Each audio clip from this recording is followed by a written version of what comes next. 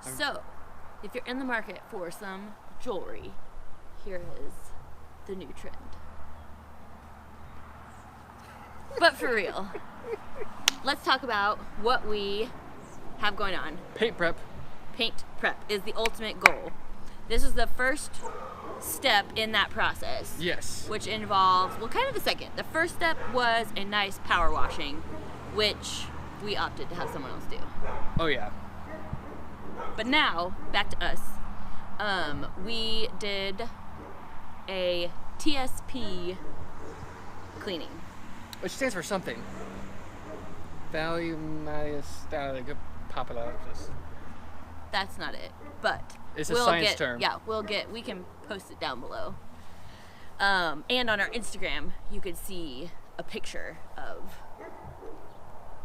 But now that's gone. It was on a story. That's We're still true. learning. We're still learning the Instagrams. So anyway, let's talk about what's happening.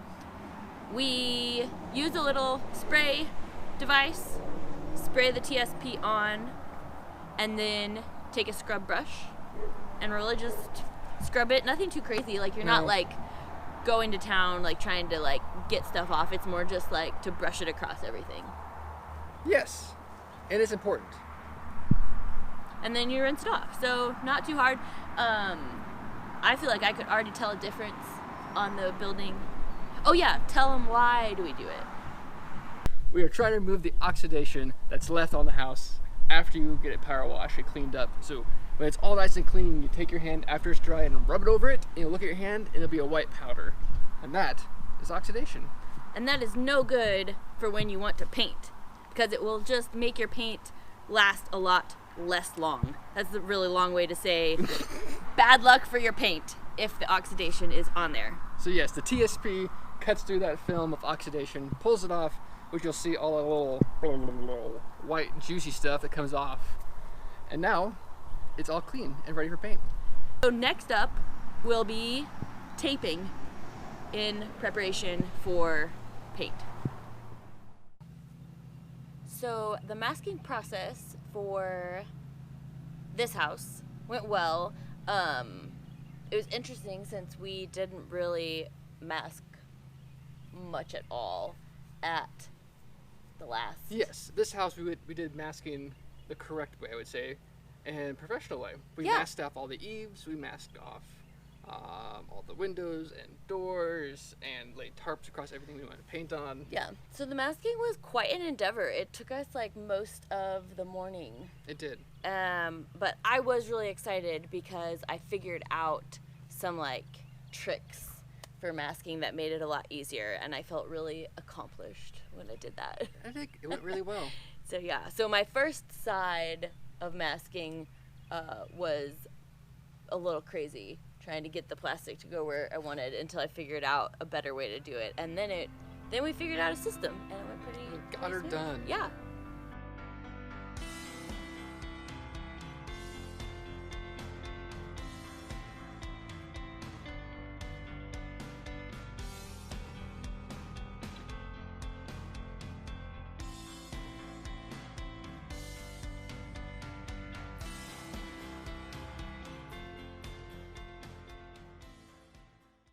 So our primer was tinted this time, which was pretty Yes. cool. It was really like putting on kind of a base coat color of the color we were going to be using. It made the top coats really go on easy. And yeah, there's just something really satisfying about seeing the first, more like the second pass of the color, whether that be, Yes. the color or the primer or whatever, but just when the underneath is completely covered and you're getting to look at the new appearance. The new prettiness. Yeah. So that's always, painting is always very gratifying in that way.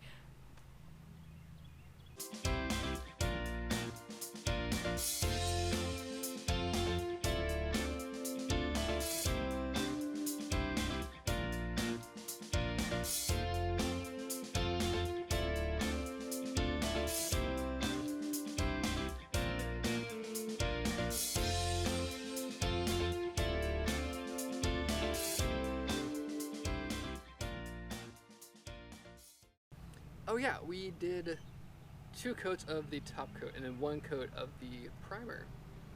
which I think it's good that we did it that way because we're going for the long term and a bus just drove by. That's going to be great in this audio clip right now. Birds. Well, wait. But I feel like... We're going to go back and we'll answer that again? No. Oh, okay. And I feel like with a tinted primer, though, you probably could have got away with just a seagull top coat. Yeah, I don't know. I mean, unless you're a pro at it, like, I feel like the coverage is still, there's enough, like, missed spots that it's not until you're going back over it again that you're really getting the full coverage that you want. But maybe that's just me.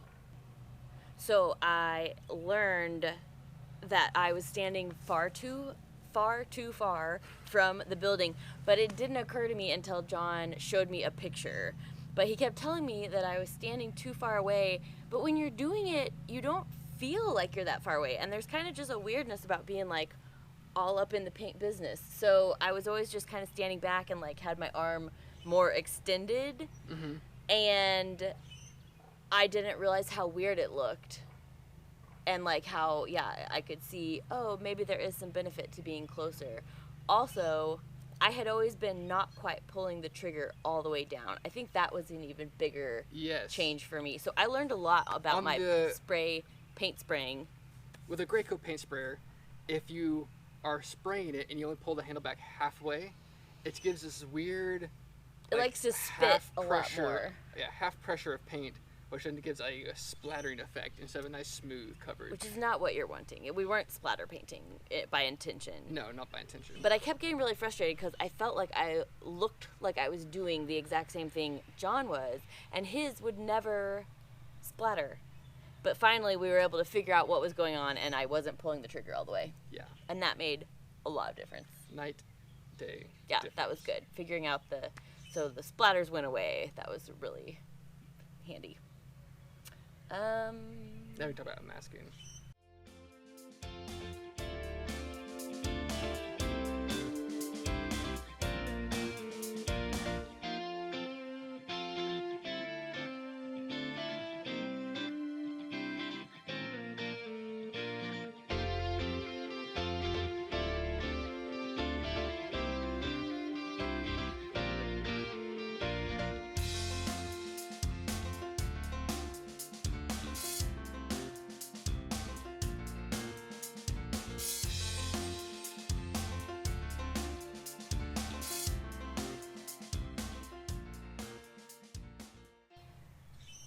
Finally, it was time to take the masking off, which is also very gratifying. Yes. Unmasked. It's done. It's green. Yeah, the house is green now. It's yes. beautiful. Well, 3 sides of it are green. The front will soon be green. The front will be, Stay all tuned. kinds of colors. But So yes, make sure you like this video, subscribe to our channel to follow along with this 8-plex project, which would be quite huge and quite interesting to see how it actually turns out. And as always, if you have any questions or comments for us, please leave them down below. We'd love to hear from you. Okie doke. I think that's it. That's a wrap. Tour.